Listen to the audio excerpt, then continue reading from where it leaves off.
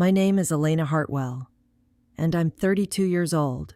You know, I thought I had it all figured out. I had the perfect husband, a beautiful home, a career I was proud of. But everything changed in a split second. One moment, one doorway. That was all it took to shatter my entire world. It was a Thursday afternoon, the kind of day you think will pass by uneventfully. Like all the others, I had just dropped off our dog at the vet, finished my client call, and decided to stop by Oliver's office for a quick lunch. I hadn't planned on it, but I thought I'd surprise him. You know, we'd been growing apart. Sure, but we still shared those little moments, those little things that made me think we could still make it work. I'd never been more wrong in my life. I pushed open the door to his office, expecting the usual sterile quiet of a law firm. Instead, what I walked into, what I saw, was something that would haunt me for the rest of my life. Vivian, my sister, the woman I thought I knew better than anyone, and Oliver, my husband, the man I thought would be my partner for life. They were tangled together in his executive chair. Her auburn hair was draped over his shoulder as they kissed, their bodies pressed against each other in a way I had never seen. The kiss wasn't gentle, it was desperate. It was new love raw, unrestrained, and so painful to witness. I froze. I stood there, my heart pounding in my ears, my mind scrambling to make sense of the scene. It felt like I was watching someone else's nightmare, like I was standing outside of my own body. How long had this been going on, I asked myself. How could they do this to me? But the worst part? They didn't even notice me. Vivian didn't gasp. She didn't pull away in shame. She just opened her eyes, saw me standing in the doorway, and smiled. "Oh, Elena, you're early," she said, her voice so casual, like I had just walked in on a normal afternoon, like this wasn't something absolutely life-shattering. And Oliver, my husband, the man who had promised to love me, in sickness and in health, for better or for worse. He looked at me with a face full of indifference. No guilt, no remorse, just that blank, cold expression that made my stomach churn. He said, "We need to talk." Talk. What was there to talk about? I stood there, my body trembling. My thoughts were a whirlwind of confusion, hurt, anger, betrayal. My sister, the woman who had been my confidant, the person I'd called at 2 a.m. when I was lonely or scared, the woman who knew my deepest secrets, and I knew hers, and she had been doing this behind my back. And Oliver, my husband, my partner, the man I had stood by for years, through the late nights, the financial struggles, the quiet sacrifices. He had been sneaking around with my sister for months. I took a step back, my feet moving on their own, and without saying another word, I turned and walked out of that office. The door clicked shut behind me, and I realized I was no longer Elena Hartwell. The woman who walked out that door wasn't the same person who walked in. I don't know how long I sat in my car afterward, staring at my hands. It felt like my world had crumbled beneath me. And yet, there I was, alive, just sitting there, frozen. I dialed Vivian's number. Her voice was cheerful when she picked up, as if nothing had happened. "Elena. Hey, what's up? You're not mad at me, are you?" The way she said it, it wasn't even a question. It was more of an observation, as if I should already know why she was with Oliver, as if it was all my fault. I didn't say anything, I just hung up. I couldn't even speak. I called Oliver next, but he didn't answer. Of course he didn't. So, what now? What was I supposed to do?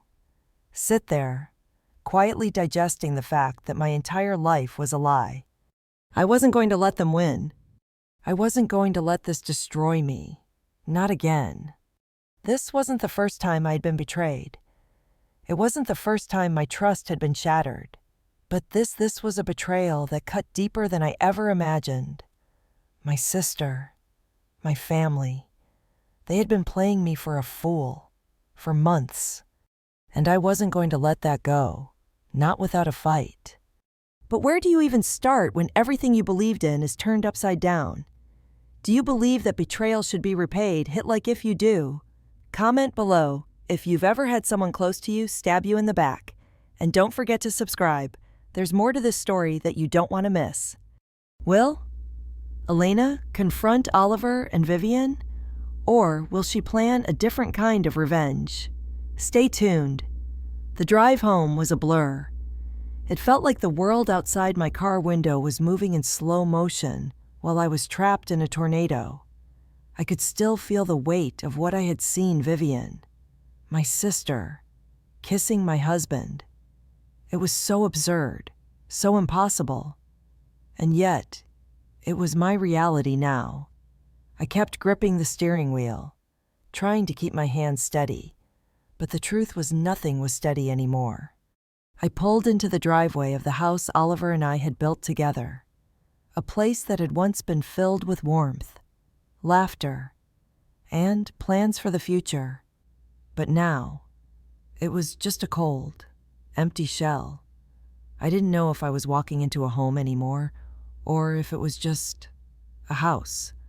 I sat in the car for a while, staring at the front door.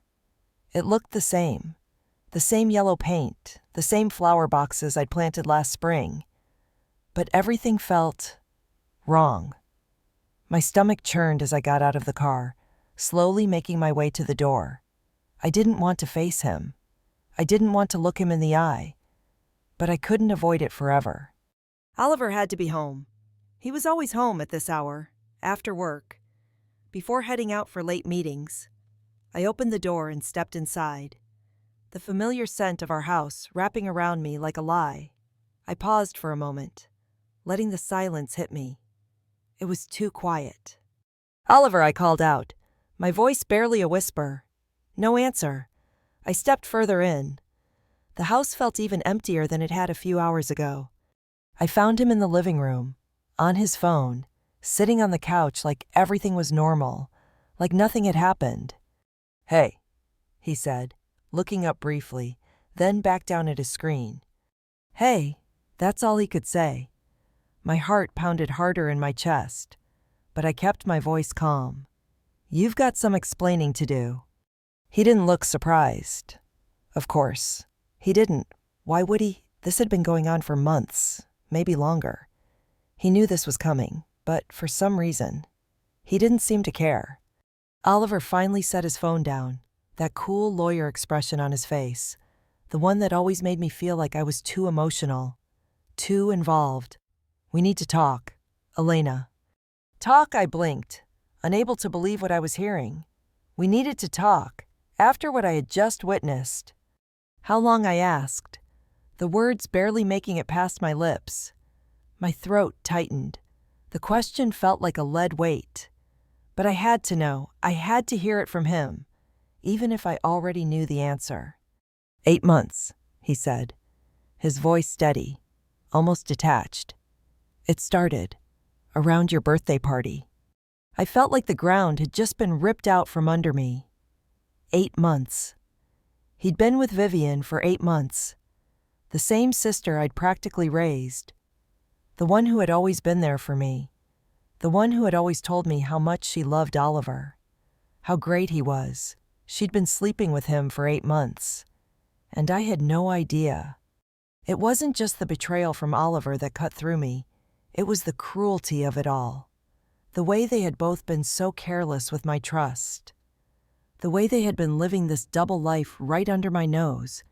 And now I was the last one to know. Oliver stood up, running a hand through his hair, a sigh escaping his lips. "Elena, this is the best thing for both of us. You know it's true. We've been growing apart for months, maybe even longer." "Growing apart," I repeated, my voice rising despite my best efforts to stay calm. You cheated on me with my sister. Oliver, you betrayed me, and you're standing there telling me it's for the best. I'm sorry, he said, his voice soft, but I didn't believe it. I couldn't. I never wanted to hurt you. But Vivian, she's the one I want to be with. The words stung, but it was the way he said it. The nonchalance, the lack of any real remorse. He didn't care. I turned away from him, blinking back tears. I couldn't let him see me break down. Not now. Not after everything. I could feel the rage bubbling up inside me, but I forced myself to stay still. I needed to think. I needed to find control, to do something about this. I walked toward the kitchen, my hands shaking. I needed something, anything to ground me. I opened the fridge, grabbed a bottle of water, and took a long sip. But it didn't help. I needed more than just water. You need to pack your things, I said, the words coming out in a whisper, but there was steel behind them. Get out, now! I could hear his footsteps following me into the kitchen, his voice tinged with disbelief. What, Elena? Stop. You don't want to do this. But I was done. This wasn't just about me being hurt. It was about respect. And right now, I had none for him. I had none for Vivian either. But that would come later. I want you out of the house. Oliver, I repeated, turning to face him. You need to leave. You're the one who's been cheating. Not me. I'm not going to sit here and pretend everything's fine. Not anymore. Oliver looked like he was about to argue, but the look on my face must have told him there was no use. So instead, he just nodded and turned toward the door. Fine, I'll go. And just like that, he was gone. I stood there, the silence deafening, as I watched him walk out the door. But I wasn't relieved. I wasn't free. This was only the beginning. I didn't know what I was going to do next. I didn't know how I would fix the mess that had been made of my life. But one thing was certain: I wouldn't let them get away with it. I wouldn't let Oliver and Vivian destroy me and just walk away. I was going to make them pay. But how exactly do you start to destroy the two people who've been destroying your life for months? Stay tuned. The next part is where the real action begins. Don't miss it. Like and subscribe if you're ready to see how Elena takes control of her life. Comment your thoughts below. What would you do in her situation? It's strange how quickly everything can change. One moment, I was living my life like any other, working hard, coming home to Oliver, dealing with the usual ups and downs of married life. And the next, everything I thought I knew, everything I trusted, was ripped out from under me. My sister, my husband, my family. All of it felt like a cruel joke. The punchline, of course, was that I wasn't in on it. They had played me for a fool. But that's the thing about betrayal. It doesn't just stop when the truth is out. No, it keeps twisting, like a knife that's been shoved in your back. It digs deeper every time you see the person who hurt you, every time they pretend like nothing's wrong. And that's what was happening now. Oliver was gone, but he wasn't really gone. His presence still hung in the air, thick and suffocating. And Vivian, well, she wasn't going anywhere either. She kept calling, texting, and showing up at the most unexpected times, like she was still my sister. But she wasn't. Not anymore. The first time I saw her after everything happened, I was just getting out of the shower.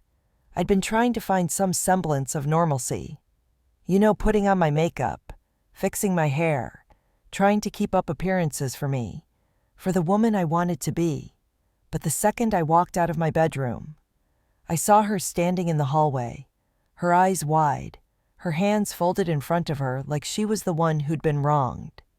Elena, she said, her voice so soft, so sweet, that it almost made me sick. Can we talk, please? I froze. My heart pounded in my chest, and my palms began to sweat. She was standing there, looking at me like I should feel sorry for her, like I should forgive her, like she hadn't just slept with my husband. I couldn't speak. Not at first. What was I supposed to say? My mind was racing with all the words I wanted to throw at her. The accusations, the anger. But in that moment, I was just exhausted, tired of fighting. Vivian stepped forward, her heels clicking against the hardwood floor. And I instinctively took a step back. I know you're angry, and you have every right to be, but I never meant for it to happen like this. It was laughable. She didn't even look sorry. If anything, she looked more upset that I wasn't the one begging for forgiveness. Her eyes darted toward my face, searching for some sign of weakness, some crack in the armor I was trying to put up, but I wasn't going to give her the satisfaction. "Vivian," I said, my voice steady despite the fury rising inside me. "You've already said enough. Don't bother making excuses. I don't need to hear them." Her face fell for just a second, before she put on that same smile she always wore when she wanted something. The smile that made everyone think she was the perfect daughter, the perfect sister. It made me sick. "Please, just hear me out. I did this because I love him. I know it was wrong, but I couldn't help how I felt." "Stop!" I cut her off, shaking my head. I was done. Done.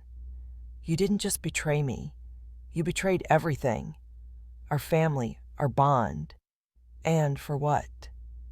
For him, for Oliver." Her face faltered, and for the first time, I saw a flicker of something close to guilt. But it was fleeting, like she was trying to mask it behind her practiced composure. "I never meant to hurt you," she whispered, her voice trembling, but I wasn't buying it. I stepped closer to her, feeling the adrenaline rush through my veins. My hands were shaking, but I clenched them into fists, not willing to let her see how much she'd shaken me. "You didn't mean to hurt me. Really. You've been lying to me, pretending to be my sister, and all the while you've been sleeping with my husband. You didn't mean to hurt me." Vivian swallowed hard. I could see her steeling herself, preparing for the argument that was coming. But this wasn't about arguments anymore. It wasn't about finding the right words to make it all okay. There was no making it okay. Not anymore. "You think I'm going to just forgive you?" I scoffed, my voice rising. "You think you can just walk back into my life like nothing happened? You can't. Vivian, you've crossed a line that can't be uncrossed." I walked past her, my heart pounding in my chest, the door to the future slamming shut behind me as I realized that this wasn't going to be some quick resolution. No, this was just the beginning. I wasn't going to let it go. I spent the next few days in a haze, trying to figure out what to do next. The hurt, the anger, they were there, clawing at me every minute. But there was something else, too, a cold sense of clarity. I knew what I had to do. Oliver and Vivian thought they could just tear my life apart, that they could just walk away from the mess they made without facing any consequences. But that wasn't going to happen. Not if I could help it. I started gathering evidence, text messages, emails, anything that would tie them together. I went to the coffee shop where Oliver liked to meet clients, hoping to catch him slipping up, saying something that would give me the upper hand.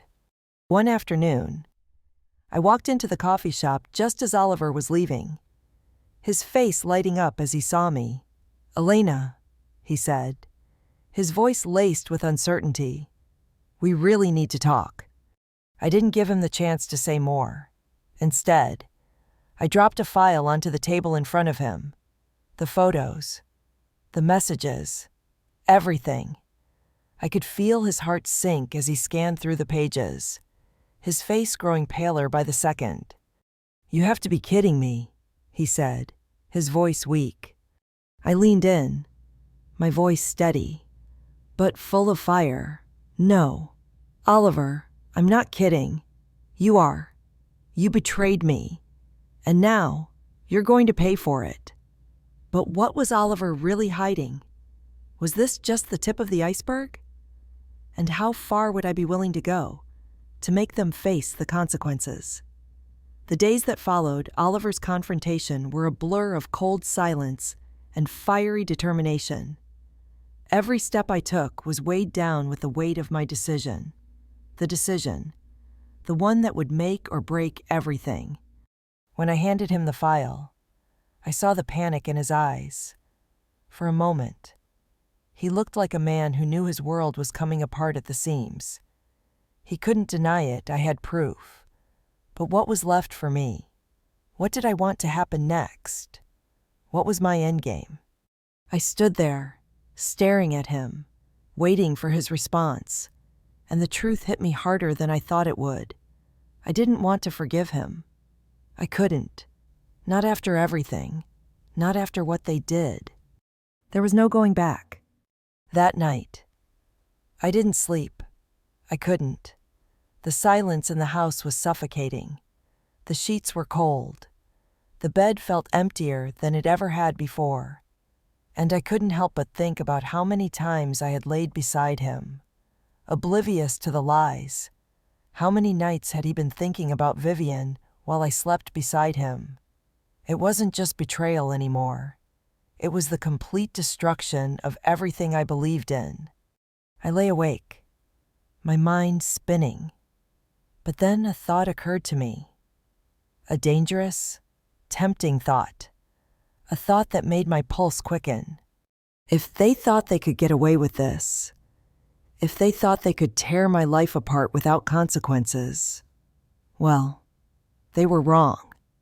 They hadn't seen the side of me that could fight back, the side of me that could plan and execute a revenge so sharp, so calculated, that by the time they realized what hit them, it would be too late.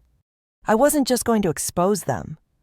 I wasn't just going to break things off and walk away, head held high, looking all noble.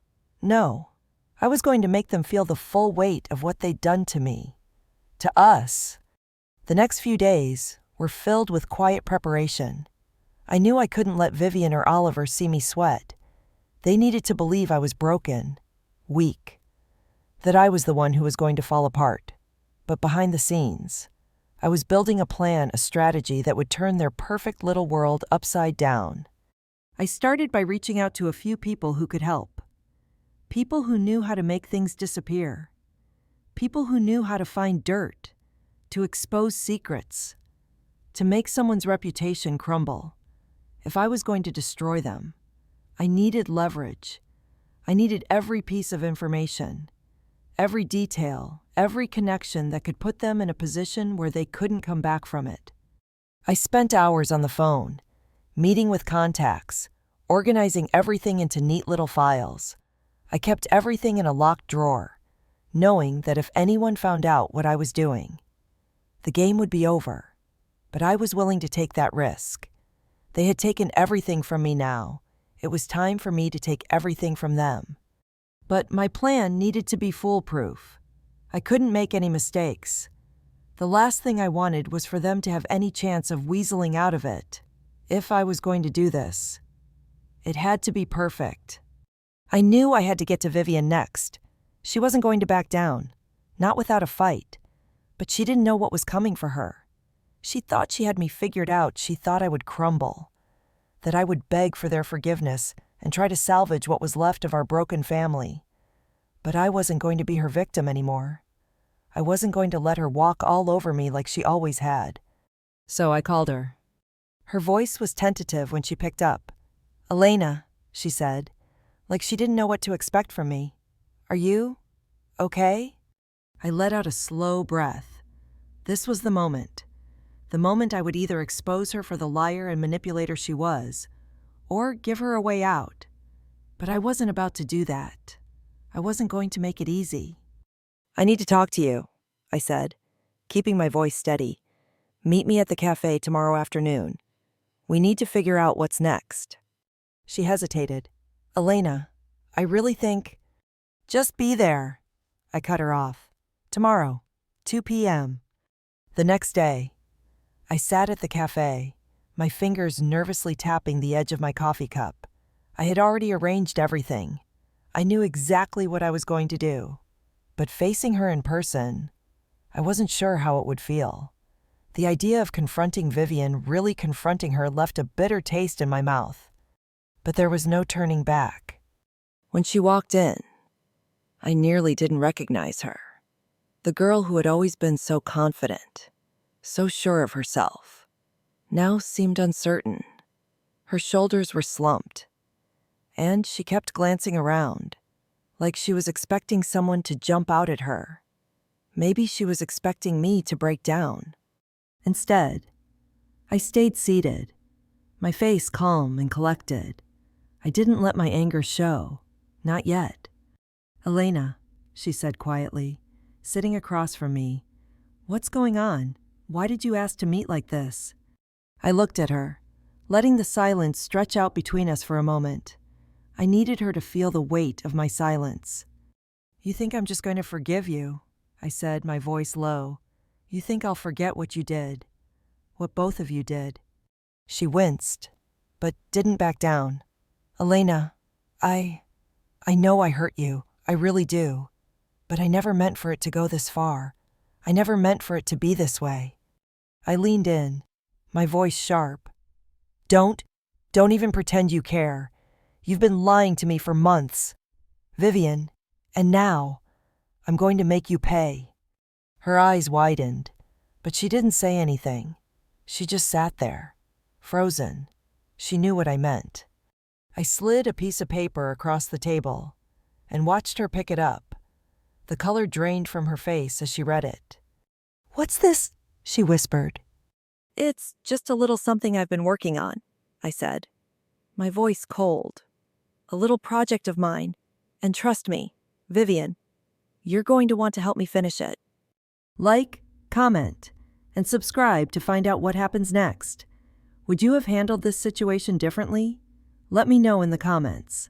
The moment I saw Vivian's face turn pale, I knew my plan was working.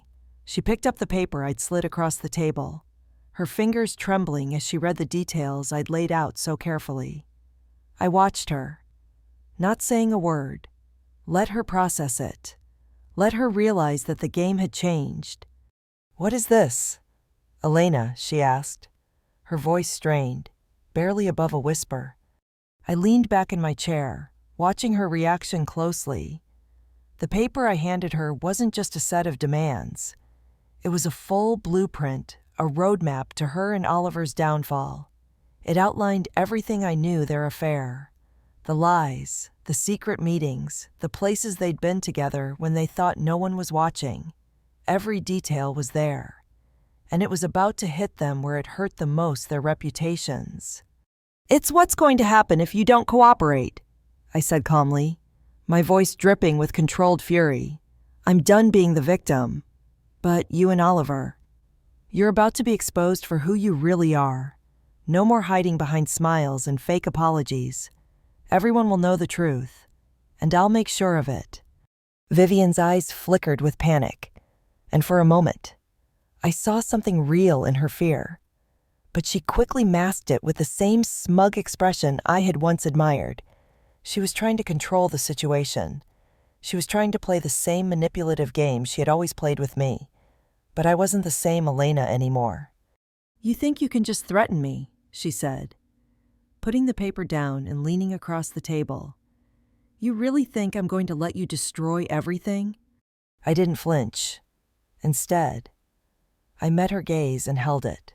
"No, but you're going to destroy it all on your own if you don't listen to me." There it was, the moment I'd been waiting for. I wasn't just playing defense anymore. I was on offense, and I had the upper hand. Vivian and Oliver thought they had everything under control. They thought they were the ones who held all the cards. But what they didn't know was that I'd been planning this for weeks, building a case, finding the right people, gathering everything I needed. She sat back in her chair, her arms crossing defensively as she processed my words. "What do you want from me?" she asked after a long pause, her voice barely above a murmur. "I want you to get out of my life," I said. leaning forward this time. I want you to leave Oliver. I want you to stop pretending like none of this ever happened. And most importantly, I want you to stay the hell away from me. If you do that, then maybe, just maybe, I won't take everything from you. Vivian laughed softly, nervously. You think you can make me leave Oliver? You think you have the power to— I know you. Vivian, I interrupted, my voice ice cold. I know exactly how far you'll go to protect your own skin, but this time, you won't have the luxury of hiding behind him. He's gone, and I'm going to make sure the world knows exactly why. For a moment, there was silence.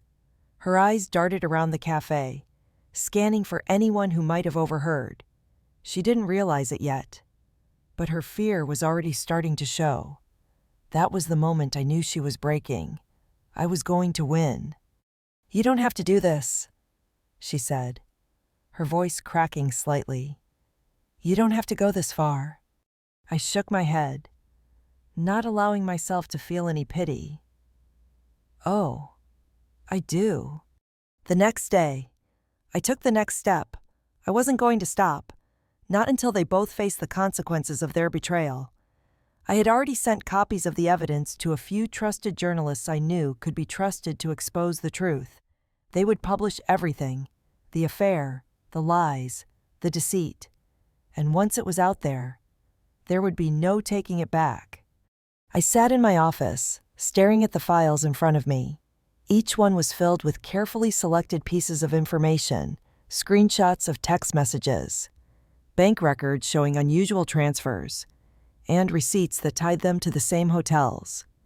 The media was about to be bombarded with the details of their affair, and I was going to make sure they didn't get a chance to spin the story. But there was one more thing I needed to do. One more piece of the puzzle that would make it all come crashing down. I dialed Oliver's number. When he picked up, I didn't waste time with small talk. I'm coming for you, I said, my voice hard, unyielding. I've got everything I need to destroy you. You think I'm just going to walk away from this? You've got another thing coming.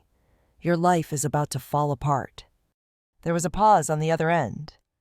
And then, in the most lifeless voice I'd ever heard, Oliver spoke. You think this is going to make you feel better? It will, I replied, the words coming out with finality.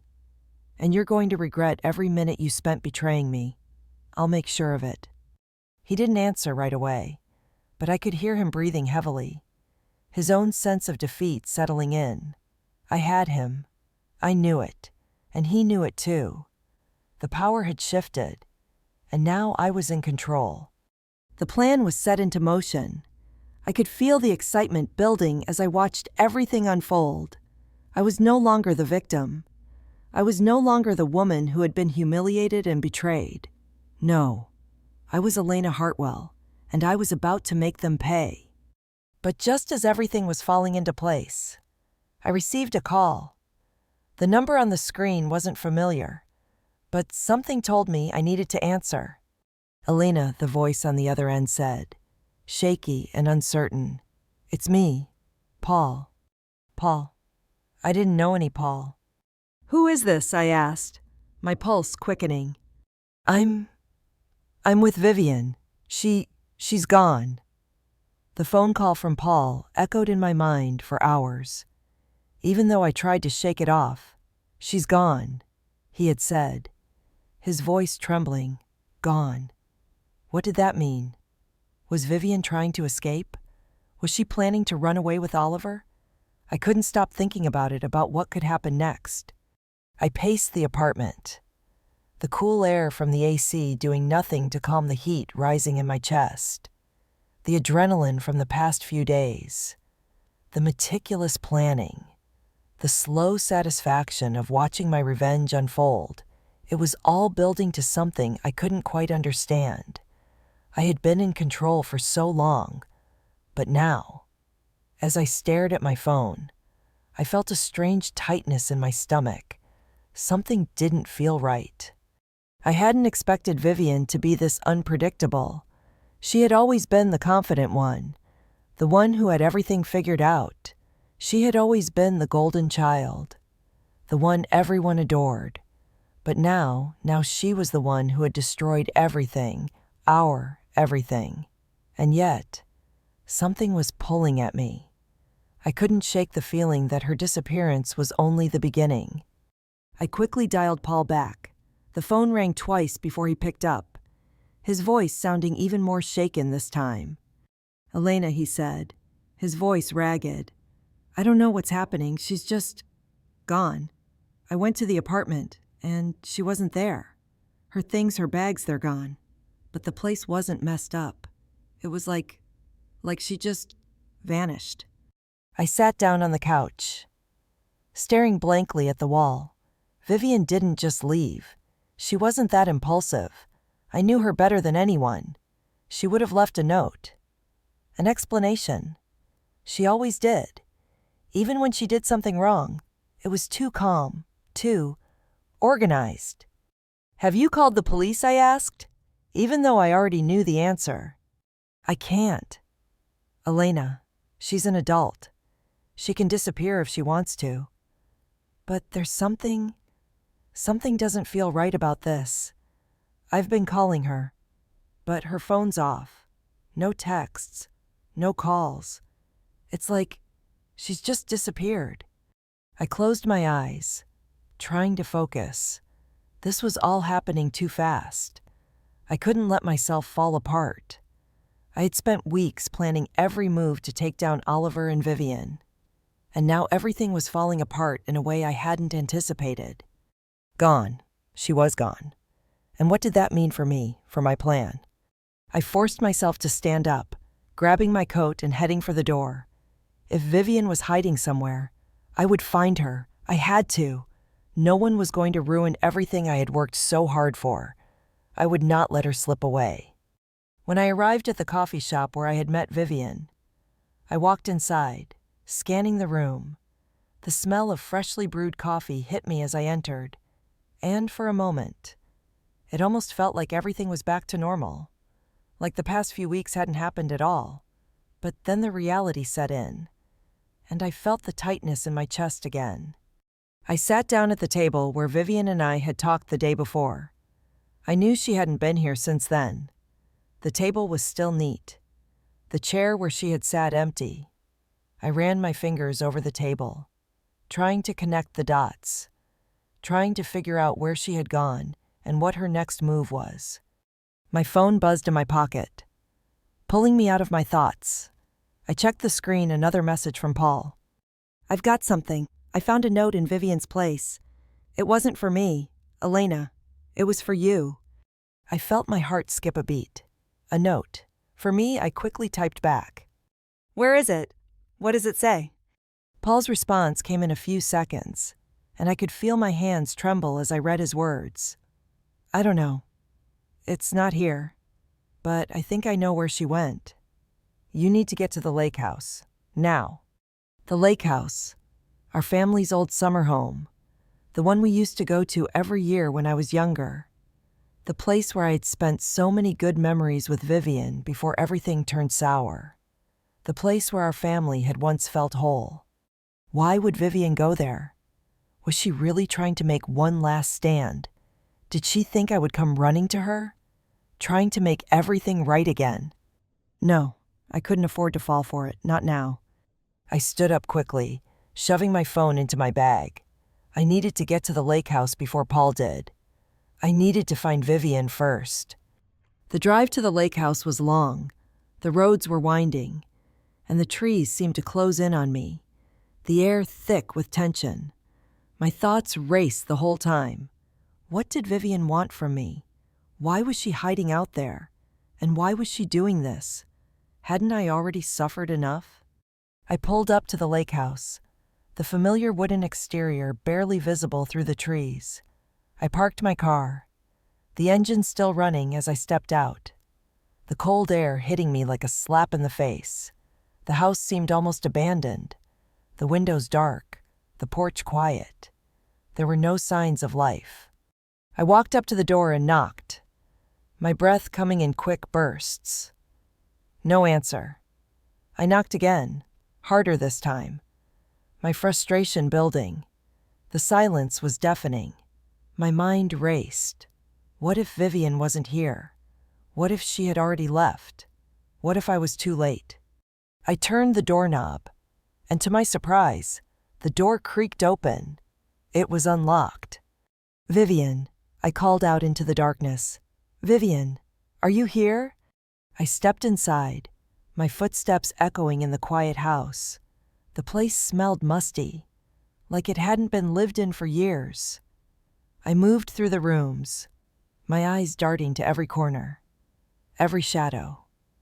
But there was no sign of her. But then I found it, a small piece of paper, left on the kitchen counter. I picked it up, unfolding it carefully. The words written on it were simple, but they were enough to send chills down my spine. "You can't stop me. You never could." Who was Vivian talking to? And what was her plan? Was there still time to stop her? Or had she already made her move? The note Vivian had left behind in the lake house. "You can't stop me. You never could," was the final piece of the puzzle. But as I stood there, holding the crumpled paper in my hand, something shifted within me. It was like all the pieces of this twisted game were falling into place. But the end. It wasn't what I had imagined. I felt the tension in my chest loosen slightly as I folded the paper back up, placing it gently into my bag. This wasn't just about revenge anymore. It wasn't even about Oliver or Vivian. No, it was about me, about reclaiming what I had lost. And what I had lost wasn't just trust, it was my sense of self. I had spent months obsessing over their betrayal, plotting, calculating every move, every possible outcome. But somewhere along the way, I forgot to ask myself one simple question. What happens after I get my revenge?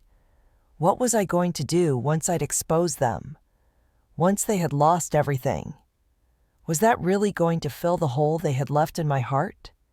The house was eerily quiet, and the realization hit me like a wave. I had no idea what would happen next. The world outside felt distant, and I was standing on the precipice of something bigger than I ever imagined. I left the lake house, the sound of my footsteps echoing in the silence behind me. The drive home felt longer this time. My thoughts were a whirlwind, like I was searching for an answer that wasn't there. I thought about everything I had done, every secret I had uncovered, every move I'd made, every betrayal I had endured.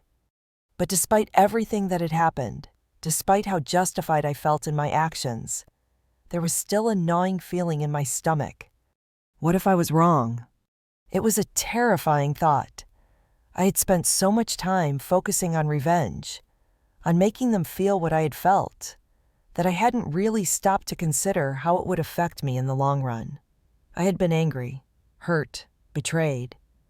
But now, as I sat in my car, I wasn't sure if I even recognized myself anymore. I called Paul. He answered almost immediately. I needed someone to ground me, to help me make sense of all this. He had been the only person who knew what was going on, the only one who had been there through the whole thing, even when I pushed him away. "Paul," I said, trying to keep my voice steady, "what have I done?" He was silent for a long moment before responding. "You did what you had to do. Elena, they hurt you. They destroyed your life. You had every right to fight back." I shook my head, the words not quite comforting me like they used to. "But what happens when the fight's over?" "That's up to you," he said softly. "You don't have to keep carrying this. You don't have to keep fighting for something that's already lost." I hung up the phone, feeling more alone than ever. Paul was right, in a way. The fight had consumed me. I had spent so much energy on revenge that I hadn't even stopped to think about what I wanted anymore. I thought getting even would fix everything, but now I wasn't so sure. As I pulled into my driveway, I noticed a car parked in front of my house. My heart skipped a beat as I recognized it. Vivian. She was sitting in the driver's seat, her hands gripping the wheel tightly. It was the same car she'd always used when she came over to visit. But now, it was a symbol of everything that had gone wrong in my life. I stepped out of the car slowly, feeling the weight of what I was about to do. Vivian didn't get out of her car right away. She just sat there, her face pressed against the steering wheel, staring ahead, as if she couldn't bring herself to face me. But I couldn't wait. I had to know the truth. "Vivian," I called out, my voice cutting through the silence. "Get out of the car." Her head snapped up at the sound of my voice. She didn't look surprised. She had known this day was coming. I saw her hands shake as she opened the door, stepping out slowly. There was a tension between us, one I could feel in every fiber of my being. She didn't speak at first. Neither did I. There were no words that could take away the hurt, the pain of what we had both lost. She had been my sister, and I had been her protector. But now, it felt like there was nothing left but a cold, empty shell where love used to be. "I know you're angry," Vivian finally said, her voice quieter than I'd ever heard it. "I know I've destroyed everything, but I didn't want this. Elena, I didn't want to hurt you. You didn't want to hurt me." I cut her off, feeling my anger rising once again. "You slept with my husband. Vivian, you've been lying to me for months. And now you're telling me you didn't want to hurt me." She stepped back, like my words had struck her physically. I could see the tears welling in her eyes. But I didn't care, not anymore. She had chosen this. She had chosen to betray me, and now she was going to face the consequences. "I know," she said quietly. "I know I've destroyed everything. But I'm sorry. I'm so sorry. I never meant for any of this to happen." I didn't say anything. I didn't know how to say what needed to be said. My heart was so tired of the lies, so tired of being hurt. But there was still one thing left I needed to do, one last step in all of this. I turned and walked into the house without looking back. Cliffhanger.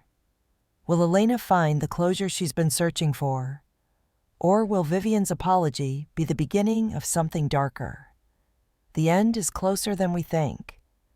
But will it be enough to heal Elena's broken heart? Stay tuned.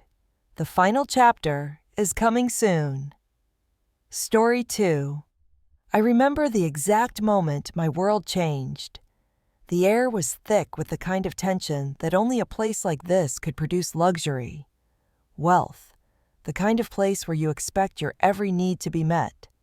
But here I was, in a wheelchair, hidden in the shadows, watching the man who once told me he'd love me through thick and thin, kissing another woman. I could feel the raw sting in my chest as they laughed together. Brandon had no idea I was here. No clue that the woman he'd abandoned in a sterile hospital room 3 years ago, unable to walk, unable to fight back, had rebuilt her life in ways he couldn't possibly imagine. He was too busy celebrating his engagement to Shelley. I wasn't sure what hurt more, the image of them together, or the irony of it all. Brandon was always the type to think he could trade up. The woman he left me for wasn't just beautiful. She was everything I wasn't: wealthy, healthy, and without the burdens I now carried. But what he didn't know was that in the time since he walked out of my life, I'd become something far more dangerous than he could have ever predicted. As I watched them from across the room, my fingers absent-mindedly traced the smooth armrest of my custom-made wheelchair. Not one of those cheap hospital ones he probably thought I still had. No, this was Italian leather, chrome, an accessory to match the new version of myself, a version that wasn't defined by the woman he'd walked away from. You see, it wasn't just the accident that changed me. It was everything that came after. The pain, the therapy, the isolation. But most of all, the determination to show everyone that I wasn't the helpless girl he left behind. No, now I had power. And tonight, he was going to see just how much power I had. "Who is this?" Brandon had texted earlier that day when I sent him a simple message. "Meet me in the penthouse suite at midnight. Come alone." I knew exactly how he'd respond. His curiosity would get the better of him. It always did. That fatal flaw of his. He needed to know everything. He needed to control everything. And tonight, I would show him how little control he had left. I watched him with Shelley, her fingers lightly brushing his arm as they moved toward the elevator. I smiled. Poor fool. He thought he'd made the right choice. If only he knew how wrong he was. I could still hear their voices in the distance. I could feel the excitement rise in my chest. That adrenaline. That sense of power as I sat there, hidden in the shadows. This was my moment. This was the moment I had planned for, calculated, and fought for. It had taken me 3 years to get to this point. 3 years of rebuilding my life. 3 years of becoming someone new. Someone stronger. A woman who didn't need anyone, especially not Brandon. And tonight, he would learn that the woman he left behind was not the same one he remembered. But then, just as I began to roll my chair further into the shadows, I heard it. The elevator doors opening. My heart skipped a beat. I took a deep breath, letting the silence engulf me. It was almost time. I could feel it in my bones. The tension, the electric anticipation that was about to explode. The last time I saw him like this, engaged, full of smiles, oblivious to the storm brewing just beyond his view, was the day he told me he was leaving. We were at the hospital. I had just woken up, groggy, confused. I couldn't remember much. The crash, the pain, my legs, nothing. But I could remember Brandon, his blue eyes, so full of false promises, staring down at me, telling me everything was going to be okay. But then he said it, "Laura, I can't do this. I can't be with someone who's like this." And just like that, he left. I wasn't even angry then. I didn't have the energy for it. But as the months went by, the anger grew. It grew with every physical therapy session.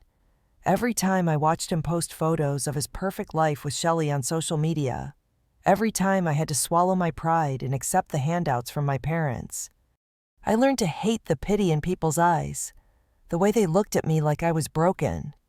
And I hated him most of all, for making me feel that way, for walking away just when I needed him the most.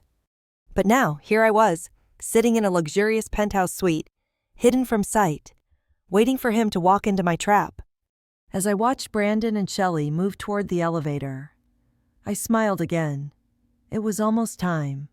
The stage was set, and I had everything I needed to make sure that when Brandon walked through those doors, he would never look at me the same way again. But there was one thing he didn't know. He wasn't the only one with a plan. I rolled my chair back into the shadows, feeling the familiar weight of the situation press down on me. This was it. The moment everything would change. I had spent so many nights planning this. Every move, every word, every moment meticulously crafted to deliver the kind of blow that would leave him speechless. But as I sat there, hidden in the dark, I couldn't help but feel a surge of something else. Not just satisfaction, not just anger, but a sense of freedom. The elevator doors slid open with a soft ding. And there they were, Brandon and Shelley, laughing as they stepped out into the hallway. They had no idea what was about to hit them. I pushed myself closer to the door, my breath caught in my throat. "Are you ready for this?" I whispered to myself. I wasn't just ready.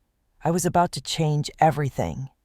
And then I heard it, the soft click of Brandon's shoes as he moved down the hall. It was time. As the door to the penthouse suite creaked open, I rolled my chair into full view. Brandon's eyes met mine, and for the first time in years, he was speechless. "Laura," he said, his voice barely above a whisper. I couldn't help but smile.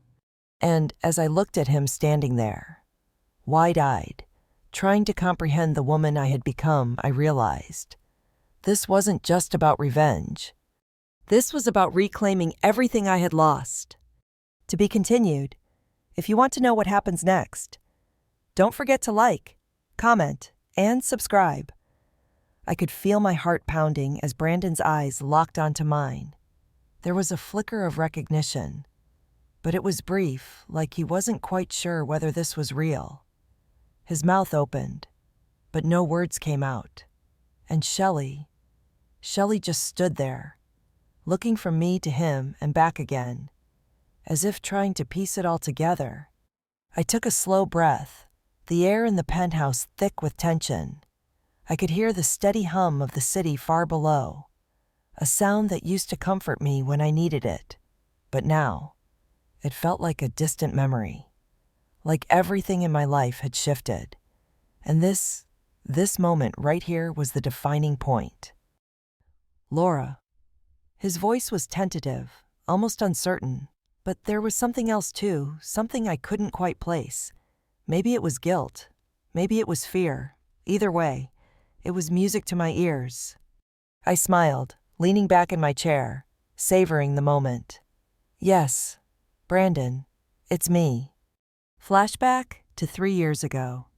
Everything was different then. Life was supposed to be perfect. I had a steady job at a prestigious law firm, a future with Brandon that seemed set in stone. We were a power couple in the making. Everyone told us. I thought we were, too. But the universe has a way of tearing down your expectations when you least expect it. I remember that night so vividly, the night everything changed. Brandon had been distant for weeks, but I was too focused on my career, my climb up the corporate ladder, to notice. I was working late, as usual. When I got the call, a car accident. It wasn't just any accident. It was my accident. A truck had swerved into my lane on the icy highway, and before I could react, I was hit head-on. The next thing I remember was waking up in a hospital room, numb from the waist down, with the steady beep of the machines surrounding me. The doctors were there, but their faces were clouded with sympathy, not hope. And then there was Brandon. He came to visit every day at first. Flowers, news from work, empty words of encouragement. But it wasn't long before the cracks started to show. "I don't know how to do this, Laura," he said one evening, his voice shaking. "I thought I could be strong for you, but I can't do this." I wanted to scream, to beg him to stay, but I couldn't. I couldn't even move. He left soon after that. I could feel it. Even in my paralyzed state, the way he stopped looking at me like I was his partner. Like I was the person he wanted to spend his life with. It was the beginning of the end. The phone calls grew less frequent. The visits turned into a monthly thing. And then one day, he was gone. Just like that. He didn't even have the decency to tell me he was leaving. No. Instead, I heard the news from a mutual friend Brandon had found someone else, someone who could walk, someone who could give him the life he wanted, someone who wasn't me. Present day.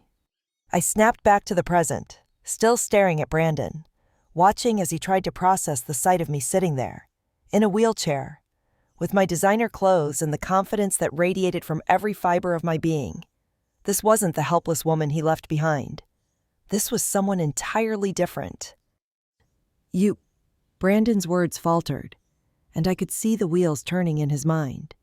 He was trying to figure out how this could be possible. "You've changed." I couldn't help but smile again. "Oh, you have no idea how much I've changed." The setup. 3 years. It had taken me 3 years to get here. 3 years to go from a woman who had lost everything to a woman who now held all the cards. The accident may have taken my ability to walk, but it gave me something far more valuable: independence. During my recovery, I had realized that I didn't need Brandon. I didn't need anyone. I threw myself into rebuilding my life, piece by piece. Physical therapy was grueling. Every day was a battle just to move a little bit more, just to prove to myself that I could. But it wasn't just my body that I was rebuilding. It was my life, my career, and my sense of self-worth. I made smart investments. I learned how to manage money. I pushed myself to network with the right people, to make connections, and to create opportunities where I had none. By the time Brandon was off having a great time with Shelley, I was building an empire. I had bought the very hotel they were in right now, the penthouse suite mine, the restaurant downstairs mine. I wasn't just surviving anymore. I was thriving. The reversal of power. Brandon had thought he could trade up, but I was the one who had leveled up. As I looked at him now, standing there frozen in the doorway, I realized something. I wasn't here to beg for him to come back. I wasn't here to plead for his love.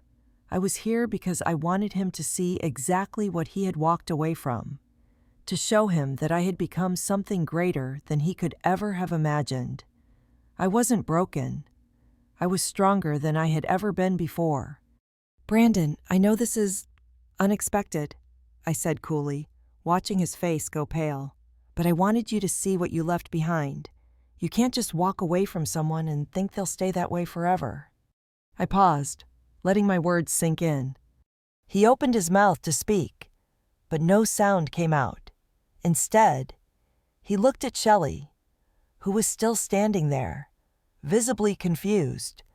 Her arms crossed over her chest. The tension between us was palpable. I could feel her eyes on me, and I wasn't sure whether she felt sorry for me, threatened by me, or just plain confused. She wasn't my focus tonight, but that didn't mean I wouldn't make her feel the weight of this moment.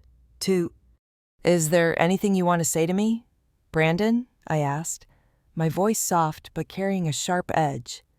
He swallowed hard, his eyes flicking back to mine, then to Shelley. He opened his mouth, but I interrupted him before he could speak. "Don't bother," I said, cutting him off. "I already know what you're going to say. I'm sorry, Laura. It's just so hard. I never meant to hurt you." "Well, guess what? You did hurt me. But I'm not here to get an apology from you. I'm here because I want you to understand that I am not the woman you left behind." Before he could respond, I wheeled myself past him, rolling slowly toward the floor-to-ceiling windows that overlooked the city. I didn't need to look at him to know he was still standing there, stunned, trying to process everything. I turned to him one last time. "You were wrong about me, Brandon," I said quietly, my voice firm, resolute. "And tonight, you're going to learn just how wrong you were." With that, I wheeled myself out of the room, leaving him and Shelley standing there, speechless, their world about to come crashing down. To be continued. If you're hooked and want to see what happens next, hit that like button, leave a comment, and make sure to subscribe so you don't miss the next part. Trust me, you won't want to miss what comes next. The door clicked shut behind me, and I could feel the weight of the silence settle like a thick fog in the penthouse. I didn't turn back, but I could hear the shuffle of Brandon and Shelley's footsteps behind me, their whispers barely audible, the tension in the room palpable. I rolled toward the large window, the city skyline stretching out before me, a glittering reminder of everything I had worked for. The lights flickered, reflecting the tiny, sharp image of me in the glass. For a brief moment, I couldn't even recognize the woman I had become. The past seemed so far away, like it belonged to someone else, a woman who had once been broken, discarded, and left to fade away in a hospital bed. That woman was gone now. I turned my chair slowly, keeping my back to them for a moment. I could feel Brandon's eyes on me, but I wasn't about to let him see how much this still stung. Not yet. "Laura," he said, his voice cracking slightly. "What are you doing here? Why now?" I took a deep breath and let it out slowly, the air around me still and heavy. "Because it's time, Brandon. Time for you to see exactly what you left behind. and time for me to show you what I've become." I rolled forward a little, just enough to face them both. Shelley was still standing by the door, her expression a mixture of confusion and uncertainty.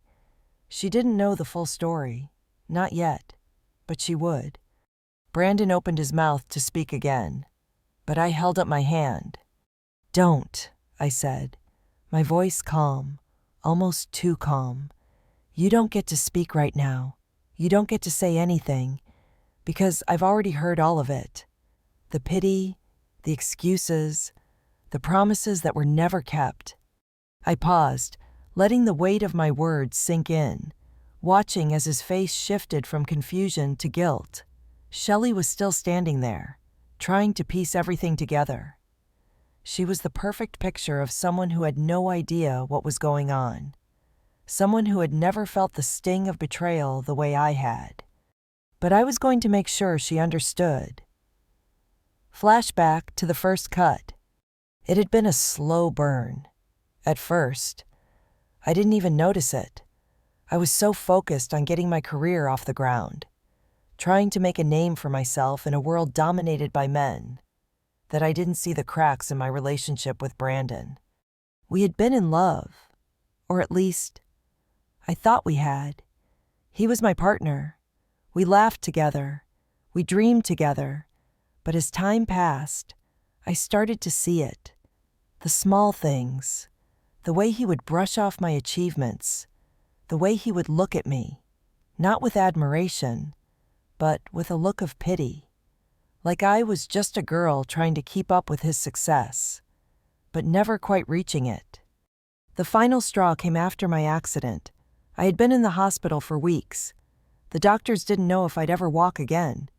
And even then, Brandon seemed distant. He came to visit, of course, but his visits were short, as though he was counting the minutes until he could leave. I tried to ignore it, tried to pretend that everything was okay. But deep down, I knew he was pulling away. Then, one day, he told me, "I can't do this, Laura. I can't be with someone who can't be there for me. I need someone who can walk beside me, who can keep up with my life." And just like that, he was gone. Present day. I could feel the bitterness rise in my chest as I relived that moment in my mind, but I wasn't going to let it show. Not now. Not in front of him.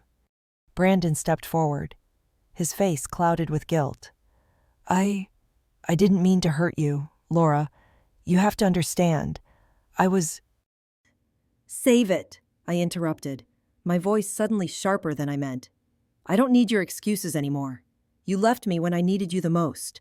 You walked away from me, from us. And you think an apology is going to fix that?" He faltered, stepping back as though my words had physically hit him.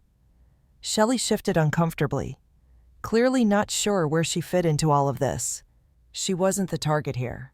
Brandon was. And he needed to understand that I wasn't the same person I was when he left. I had become stronger, more resilient. I looked at him, really looked at him, for the first time in years. The man who had once been my whole world now stood before me, just a shadow of the person he used to be. "You don't get to decide what I need anymore," I said, my voice cold but steady. "You had your chance, and you blew it." The tipping point. Brandon looked like he was going to say something, but I held up my hand again. I didn't want to hear it. I didn't want to hear his weak apologies, his empty reassurances. None of it mattered anymore. But there was something else, something deeper, something that needed to be said. "I'm not the same woman you left, Brandon, and I'm not doing this for you. I'm doing this for me." His eyes widened slightly, and I could see the shock in his face. But that wasn't enough. I needed more. I needed him to feel what I had felt. The pain, the abandonment, the loss. "You think you're the only one who can build an empire. You think you're the only one who can rise from nothing. I built this life. I bought this hotel. I'm the one who made it all happen. Not you, not Shelley, me." I could see his jaw tighten, his hands clenched at his sides. The guilt was written all over his face. But there was something else there too.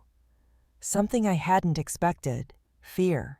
Fear that maybe, just maybe, he had underestimated me. The revelation. Shelley stepped forward, finally speaking up. I don't understand. What are you trying to say? Laura? I turned to her, meeting her eyes with a sharpness that seemed to freeze her in place. What I'm trying to say, Shelley, is that I'm not the broken woman you think I am.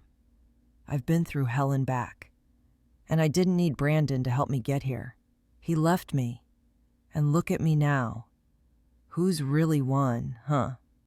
The silence stretched between us, thick and uncomfortable. Shelley looked between me and Brandon, the realization finally dawning in her eyes. She wasn't just caught in the middle of this. She was part of the story. She was part of the betrayal. I didn't wait for her to respond. I didn't need to. I had said my piece. But there was one more thing I needed to do. As I turned my chair toward the elevator, I felt a surge of adrenaline. The plan was coming together, piece by piece, and Brandon was going to regret everything. The best part, he didn't even know it yet. You can stay here, in your little bubble of luxury, I said, glancing back over my shoulder. But the real game starts now. The doors to the elevator slid open. I pressed the button, feeling the familiar tension rise in my chest. And just as the doors closed, I heard Brandon's voice again. Laura, wait! But it was too late. To be continued. If you're dying to know what happens next, don't forget to like, comment, and subscribe. You won't want to miss the next part of this intense journey. The elevator doors closed behind me with a soft ding, and I leaned back into my chair, feeling the familiar weight of the moment settle over me. The adrenaline from earlier was still buzzing in my veins. But now, in the solitude of the elevator, a different feeling was creeping in power. As the elevator descended, I let out a slow breath, trying to steady my nerves. The next part of the plan would require precision. No room for mistakes. It was no longer about just making a point. It was about control. And I wasn't going to let anyone, especially Brandon, take that from me again. The city lights outside the windows blinked like a million eyes, watching over me as I prepared to make my move.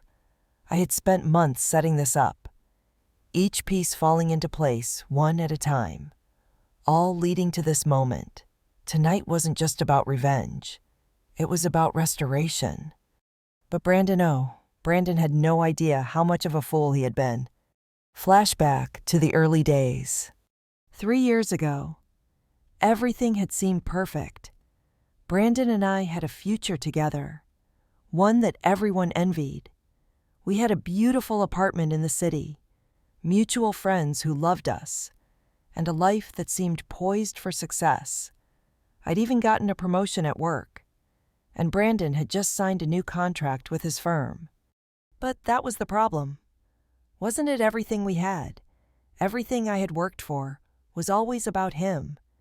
It was never about me. I watched as he received constant praise for his work, his career, his every move. And I kept my head down, doing my part. I told myself it didn't bother me. After all, I had my own dreams, my own goals. But with every day that passed, I felt more like a shadow in his life. Then came the accident that shattered everything. I remember waking up in the hospital, confused and in pain. The doctors told me my injuries were severe. I was paralyzed from the waist down. The gravity of it didn't hit me until later. When the hospital room became quieter, my parents and friends came to visit. But where was Brandon? The man who promised me we'd face everything together. I thought he'd be there, but he wasn't. I received a text from him, and those words are burned into my mind forever. I'm sorry, Laura. I can't do this anymore. I need someone who can keep up with my life. Just like that, he was gone. Present day. The elevator doors opened with a soft whoosh on the ground floor, snapping me back to reality. My heart was still racing, but my mind was clear. I knew what I had to do. As I wheeled myself through the lobby, I glanced around. The hotel was busy, upscale, people coming and going, oblivious to the storm that was about to hit. Every part of this place, every floor, every hallway, I owned it now. But this wasn't about owning property. This was about owning my future. About making sure Brandon knew that I had everything he would never have: independence.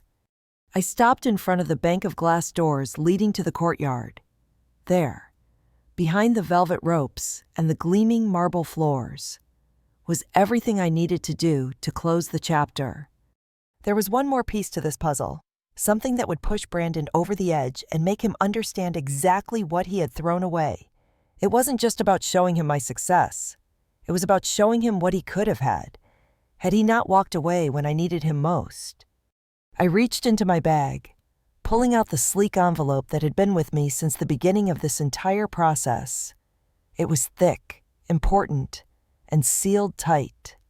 This was the final move. The plan. I had prepared for this moment meticulously. Every step had been carefully planned. Every conversation, every action, every single detail had to work in my favor. But none of this would matter if I didn't pull off the next part of my plan perfectly. I opened the envelope slowly, the soft rustle of the paper almost deafening in the quiet of the hallway. Inside was the letter that would change everything. A letter from one of Brandon's biggest investors. A letter that proved without a shadow of a doubt that Brandon had been skimming off the top, funneling funds into offshore accounts for his personal gain. It was the evidence I needed. The final piece of leverage. The twist. I was about to slip the letter back into my bag when something caught my eye: an additional note, neatly folded and tucked behind the legal document. I pulled it out and unfolded it carefully. It wasn't from the investor. It was from Brandon. I know you think I'm the bad guy, but I didn't leave you because I didn't love you, Laura. I left because I couldn't bear seeing you lose your independence. I couldn't bear watching you struggle. But now, I see what I've done to you. And I'm sorry, more than you could ever know. But I'm asking you, please, don't do this. Don't let revenge take everything from you, too. I froze. I couldn't believe it. He knew. Was he actually feeling regret? Was this a genuine apology? My fingers trembled as I held the letter, staring at the words, wondering if this could be a twist in the story I wasn't prepared for. The dilemma. For a moment, I considered putting the letter down, walking away from all of this. Maybe I could let it go. Maybe I could move on without burning every bridge behind me. But no, that was the old Laura, the one who had always been too kind, too forgiving, the one who had let Brandon walk all over her, who had stayed silent while he built his life on her back. The Laura who let him leave me broken and alone in that hospital bed. No, I wasn't that person anymore. The decision was clear. The letter from the investor was what I needed. The truth about Brandon's betrayal was right there, ready to be exposed. I was going to make sure Brandon felt the weight of his actions. He would know, without a doubt, what it felt like to lose everything. I walked out of the lobby and onto the terrace, the weight of the decision still heavy in my chest. My fingers clenched the letter from the investor as I approached the event where Brandon and Shelley would be. The evening was winding down, but I could hear the laughter and conversation from the event in the background. The moment I handed over that letter, everything would change. But would it be enough? Would this one move finally make Brandon see what he had done to me? As I reached the entrance, my phone buzzed. A message from Brandon. Please, Laura, I'll do anything to make this right. I stopped in my tracks. The world seemed to pause as I stared at his message, feeling my heart skip a beat. Was it too late for him? Was it too late for me? To be continued. If you think you know what's coming next, think again. I stood there, phone in hand, staring at Brandon's message. My heart was pounding in my chest. Please, Laura, I'll do anything to make this right. The words echoed in my mind, threatening to pull me back into the past. A past where I would have dropped everything at the sound of his voice, at the sight of his pleading face. The old me, the one who was scared of losing him, might have picked up the phone, might have believed him. But the new me, the one who had clawed her way back from the depths of betrayal and pain, she wasn't going to fall for this. Not again. I felt a cold smile spread across my face as I typed my reply. You had your chance. Brandon, you left me when I needed you the most. This isn't about fixing things. It's about making sure you never forget what you've done. I hit send and placed my phone back into my pocket. There was no turning back now. The moment of truth. I stood at the entrance of the event, feeling the weight of the decision pressing down on me. I could hear the faint hum of laughter and clinking glasses from the other side of the double doors. It was the kind of gathering that was meant to celebrate success, to remind everyone of who was at the top.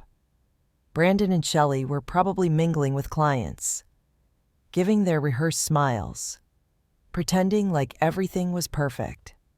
But it wasn't. It couldn't be. The hotel, the penthouse suite, it was all mine now.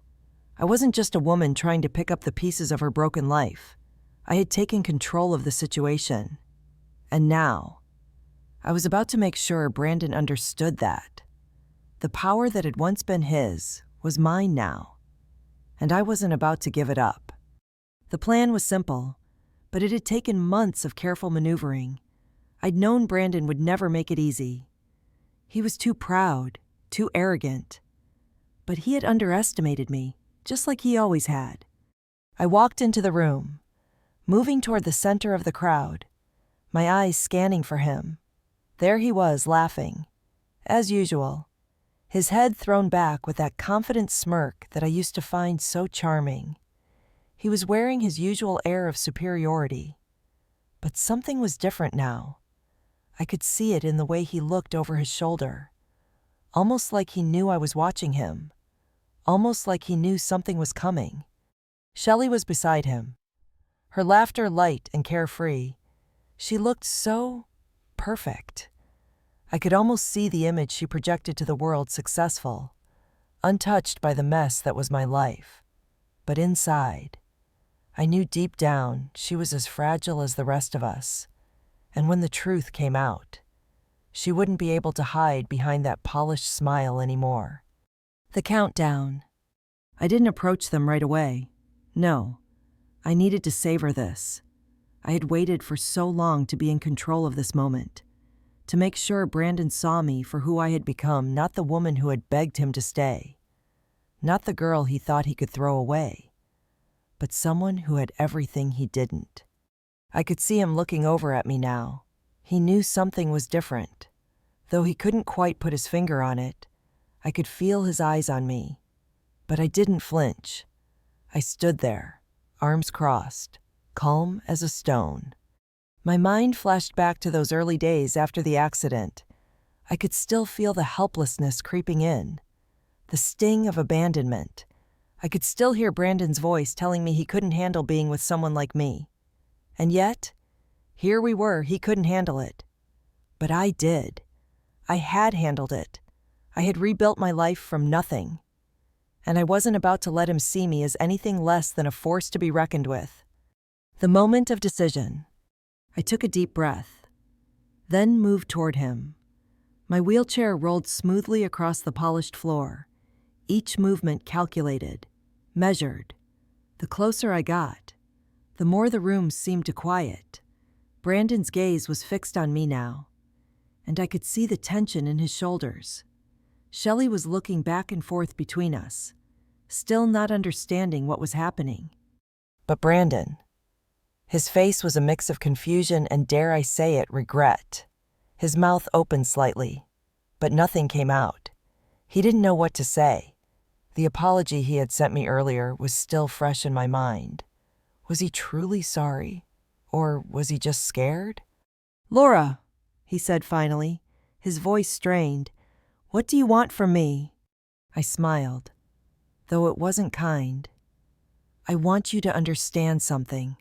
Brandon, you thought you could just walk away from me and move on with your life. But I'm not the same woman you left behind." He took a step toward me, but I held up my hand, stopping him in his tracks. "No, don't come any closer. Not unless you want me to remind you why you're standing here in front of me instead of sitting comfortably with your new life." His face reddened, but I could see at the flicker of fear in his eyes. He knew what was coming. The pieces were starting to fit together. The exposure. I reached into my bag, pulling out the thick envelope, the one that held the truth, the final piece of the puzzle. Brandon's eyes locked onto it, and for the briefest of moments, I saw him panic. He knew what it was. "Is that?" he stammered. "Yes," I said calmly, taking the letter out and holding it in front of him. "This is everything. The evidence, the truth about you and your little financial games, all the money you've been siphoning off for your personal gain. Did you really think you could get away with it? That no one would find out?" Shelley looked from me to Brandon, her eyes wide with confusion and suspicion. "What's going on?" she asked. But it was clear now she had no idea.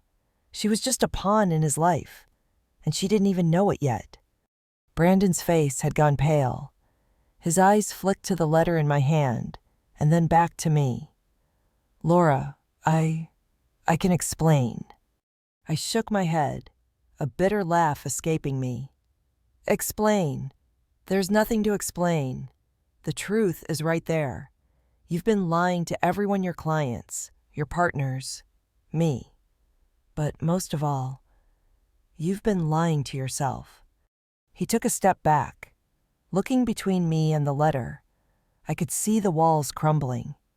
The man who had once stood above me now seemed small, diminished by his own actions. I stepped closer to him, letting the weight of the moment settle. "I'm not here to play games. Brandon, you don't get to walk away from this. Not anymore." And then, just as I was about to hand over the letter, my phone buzzed in my pocket. I glanced at the screen. It was a message from the lawyer, the one who had been working with me for months to prepare the case. "We've got him. It's time." I looked back up at Brandon, meeting his eyes with cold resolve. This was the moment, and he had no idea just how far I was willing to go. The phone buzzed again in my pocket, and I could feel the weight of the message vibrating through my body. I didn't have to check it. I already knew what it meant. The lawyer's message confirmed what I'd been waiting for. The endgame was in motion. I held the letter in my hand, staring at it for a moment longer. My fingers, steady and controlled, gently folded it back into the envelope. Brandon was still standing there, a few feet away from me, his expression crumpled, eyes flicking between the letter and my face, unsure of what was coming next. Shelley, still standing at the edge of the conversation, her confusion turning into alarm, looked between us, clearly struggling to comprehend what was unfolding in front of her. She didn't know about the money, the offshore accounts, the betrayal. To her, this was just a messy drama playing out. But to me, it was so much more than that. This was the culmination of everything I had endured. And now it was my turn to finally have the last word. "Laura, please, you don't have to do this," Brandon stammered, his voice raw, almost desperate. His usual confidence, his smug arrogance had crumbled, leaving a man who was scared, unsure, and most of all, guilty. I could see it in his eyes now. The man who had left me for someone better was now trying to find a way to claw his way back into my life. But it was too late. I took a slow, deliberate step forward, my wheelchair gliding silently over the smooth floor. I'm doing this because you never gave me a choice. Brandon, you took that from me when you walked away. Now I'm taking something back. Brandon flinched as my words hit him like a physical blow, and for the first time in a long while, I felt the satisfaction of being the one in control. It wasn't the rage that surged within me, but something far colder. It was justice, long overdue. And no matter how much he begged, no matter how much guilt he tried to shove into his words, there was nothing left for him here. Flashback to the day of betrayal. The memory was sharp, as painful as a knife. It was the day after the accident, the day when Brandon showed up with his "I'm sorry" face. The one that looked so sincere but didn't reach his eyes. I had been bedridden for weeks, struggling with the aftermath of the crash that left me paralyzed. But it wasn't the injury that had broken me. It was the realization that he didn't care enough to stay. I remember the conversation clearly. It was a soft whisper, as if he were afraid someone might overhear, as if he were embarrassed to say what he was really thinking. "I can't do this. Laura, you're not the same. I need someone who can keep up with my life, my career, someone who isn't broken." I had stared at him, unable to comprehend what I was hearing. I was still recovering, struggling to move a single muscle. Yet I could feel my heart shattering with every word. I had spent so many years trying to support him, trying to be the partner he wanted. But in the end, none of that mattered. He walked away without another word, leaving me in that sterile hospital room alone. Present day, back to the penthouse. "Please, Laura," Brandon said again, his voice shaking. "I've made mistakes, I know that. But this what you're doing isn't who you are." I felt a small, bitter laugh bubble up in my chest. "Isn't it? You don't get to decide who I am anymore. Brandon, you lost that right the day you walked out on me." I took a step forward, my wheels turning slowly, a deliberate march toward the inevitable. Shelley was still standing in the background, watching us, her face a mixture of disbelief and confusion. She didn't know what was at stake. She didn't know the truth about Brandon, about what he had done. All she knew was the perfect image he had painted for her, a man with ambition, success, and charm. But that image, it was a lie, and now it was about to come crashing down. "You've built your whole life on lies, Brandon, on secrets, and it's time for everyone to know the truth." I turned the envelope over in my hands, feeling its weight. Inside it was everything proof of Brandon's betrayal, the financial misdeeds, the offshore accounts. It wasn't just his career on the line anymore. It was his reputation, his future, his legacy. Brandon opened his mouth to protest, but I didn't give him the chance. "I'm not here for your apologies. Brandon, I don't need them. What I need is for you to face the consequences of your actions." The twist. I reached into my bag and pulled out the phone I had kept hidden earlier. The screen lit up, and I unlocked it with a simple swipe. A new message from the lawyer. "The media is ready. We can make this public. Do you want to go ahead?"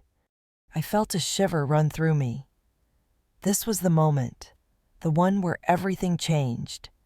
No going back now. No more waiting. I had been patient for so long, building my life piece by piece. But now, I had the power to bring it all down. And I wasn't going to hesitate. I glanced up at Brandon, whose face was now a mix of panic and disbelief. He knew what was coming. He had to know. "Make it public," I typed back. Then I put my phone away, pocketing the final piece of the puzzle. Brandon didn't even try to stop me. His eyes were wide, his breathing shallow, his mouth moved, but no words came out. This was it, the moment he realized that everything he had worked for, everything he had hidden, was about to come crashing down. And I could see it in his face, The realization that he had underestimated me, that he had thought I was weak, that I would fold under pressure. But I wasn't that woman anymore. Just as I turned to leave the room, a sudden voice cut through the tension. It was Shelley, stepping forward, a look of determination in her eyes. "Laura, wait!" she called out. I stopped in my tracks, turning slowly to face her. For a moment, I wasn't sure what to expect. Was she going to try to defend him? Was she going to beg me to let him off the hook? But when she spoke, her words shocked me. "Is this really what you want? To ruin him like this? To take everything from him?" I could see the uncertainty in her eyes, the flicker of doubt. Was she really questioning me now? After everything, I felt a pang in my chest. The woman I once was might have hesitated, but not now. Not after everything he had put me through. "I'm not ruining him, Shelley," I said quietly. "I'm giving him the consequences he deserves." But as I turned to leave, her words lingered in the air, making me hesitate for the first time. Was she right? Was there still more to this story than I realized? You won't believe what happens next. Hit that like button. Leave your thoughts in the comments. And don't forget to subscribe. The sound of the elevator doors closing behind me echoed through the quiet hallway. I stood there for a moment, feeling the familiar pressure of the world pressing down on me. My heart was still racing. But this time it wasn't from the adrenaline of the plan going off without a hitch. No. This time it was something else. Something more raw, more human. Shelley's words had lingered in my mind ever since I walked away from the penthouse. Is this really what you want? To ruin him like this? I thought about them now as I wheeled myself down the hall. The silence of the night settling over the hotel. The weight of the letter. The evidence that would bring Brandon's world crashing down. Was still heavy in my bag. I had sent it to the press. The media would have it by morning. The truth was coming, and there was nothing Brandon could do to stop it. But Shelley's question kept ringing in my ears. Was it really what I wanted? Did I want to destroy him? Or was I just trying to reclaim something I had lost? Was this about revenge? Or redemption? I shook my head, refusing to let doubt cloud my vision. No, I had worked too hard to get to this point. I had sacrificed too much. This wasn't about revenge. This was about justice. For me, for the woman I had become. The price of justice. I wheeled myself into the quiet lobby, passing the reception desk where a young woman glanced up from her phone and gave me a polite nod. I didn't smile back. I was too deep in thought. The weight of everything of all the years. The struggles. The heartbreak felt heavier now than ever before. But it wasn't just the physical weight. It was emotional, mental. I had spent so many years putting Brandon first. So many years molding myself into the woman I thought he wanted. But none of that mattered now. I had made myself. I had fought for this. I had rebuilt my life from the ground up, piece by piece, with no one's help but my own. And now that I had everything I had worked for success, independence, my own power, I wasn't going to let him come back and take any of it from me. The aftermath. As I moved through the hotel, I couldn't help but think about the next steps. The fallout was coming. The press would have a field day with the story Brandon's fraudulent activities, the offshore accounts, the lies that had built his empire, and with it, everything would unravel. His career, his relationships, the perfect life he had built. It was all about to collapse. I couldn't pretend that the thought of seeing him fall didn't bring me some satisfaction. But as I approached the front doors, I realized something. It wasn't enough. Seeing him exposed, seeing his lies revealed, it was justice. Yes, but it wasn't what I had hoped for. There was a bitter taste in my mouth. I wasn't free yet, not truly.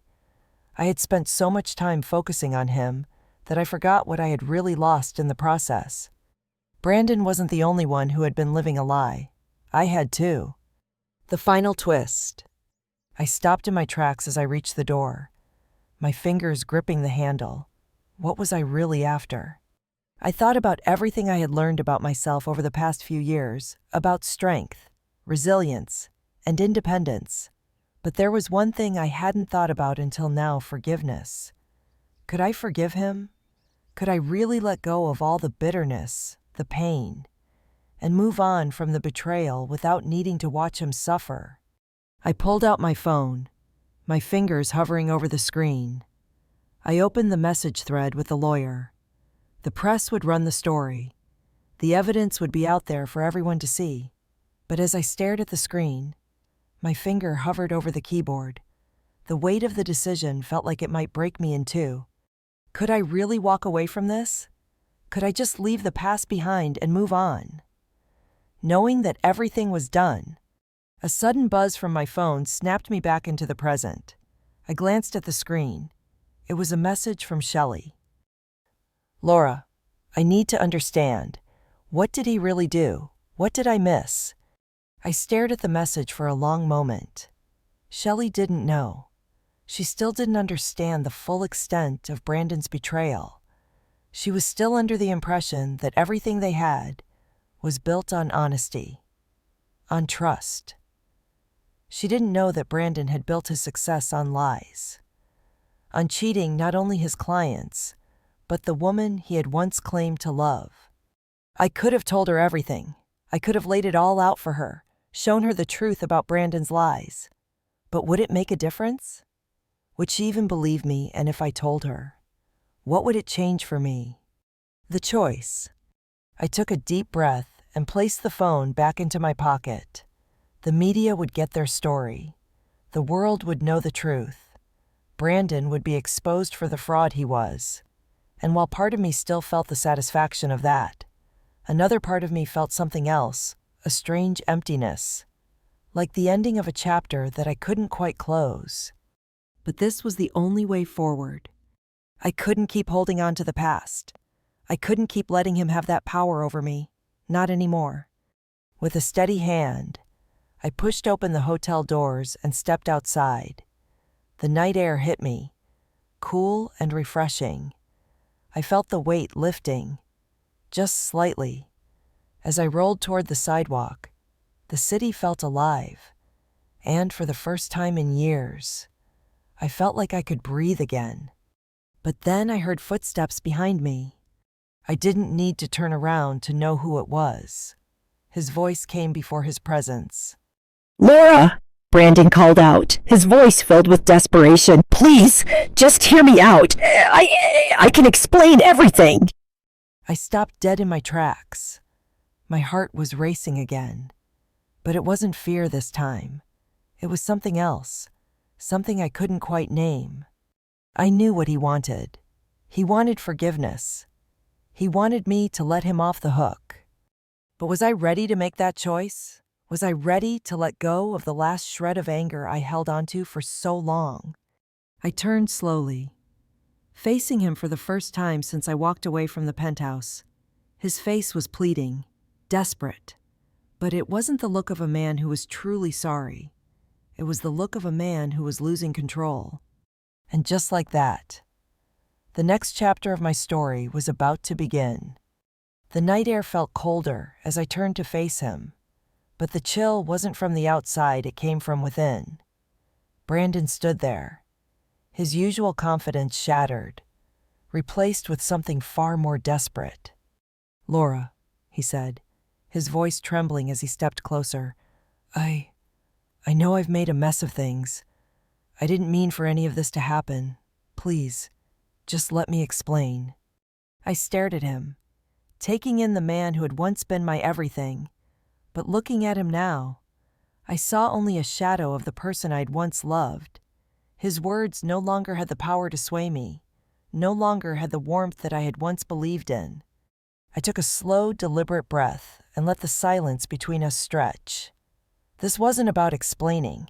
This wasn't about finding closure in the same way we had always done before, by talking, by negotiating, by making excuses. This time, it was different. You don't get to explain, Brandon, I said, my voice steady and calm. There's nothing left for you to say. You had your chance to stand by me, to fight for me, and you walked away. And for that, I'll never forgive you. His face crumbled, the weight of my words hitting him like a brick wall. His lips parted, but there was nothing left for him to say. I wheeled myself around, feeling the finality of my decision settle into my chest. The past was no longer something I had to carry. It was something I was finally letting go of. "Goodbye, Brandon," I said over my shoulder. The words simple, but final. As I rolled away from him, the weight I had been carrying for years seemed to lift with each turn of the wheels. I wasn't walking away from him, I was walking away from the person I used to be. The person who let him control her emotions, her life. And with each step, I was finally free. A new beginning. I didn't need Brandon's apology to move forward. I didn't need his approval or his love. What I had learned over the past few years was that I was enough on my own. I had fought too hard to let someone else dictate my worth. The hotel, the business, the life I had built, it was mine, and it wasn't defined by anyone but me. I wasn't defined by what Brandon had done to me. I was defined by how I had rebuilt myself from nothing. As I made my way out onto the street, the lights of the city flickered around me, a reflection of the life I was now in control of. I wasn't the woman who had been abandoned in that hospital room. I wasn't the woman who had begged for attention. I was a woman who had learned to live for herself, to fight for herself. And for the first time in years, I felt peace. Reflection. A few months later, things were different. The press had picked up the story, and Brandon's career had collapsed under the weight of his lies. But for me, it was never about watching him fall. It was about reclaiming my own life. I had kept my promise to myself. I had worked for what I had. And now, I was living it. I had no regrets. I smiled to myself, standing at the window of my new office, looking out at the skyline. The city was still as beautiful as ever. But now, it was mine. And as I looked out, I realized something else. This wasn't the end of my story. This was just the beginning. If you followed Laura's journey from heartbreak to empowerment, I hope this story has inspired you to never give up on yourself. Life has a way of testing us, but we always have the power to rise again. If you enjoyed this journey, leave a like, share your thoughts in the comments, and don't forget to subscribe for more stories of transformation and triumph. This concludes Laura's story, offering a resolution where she takes control of her life and lets go of the past, embracing the future with confidence and strength.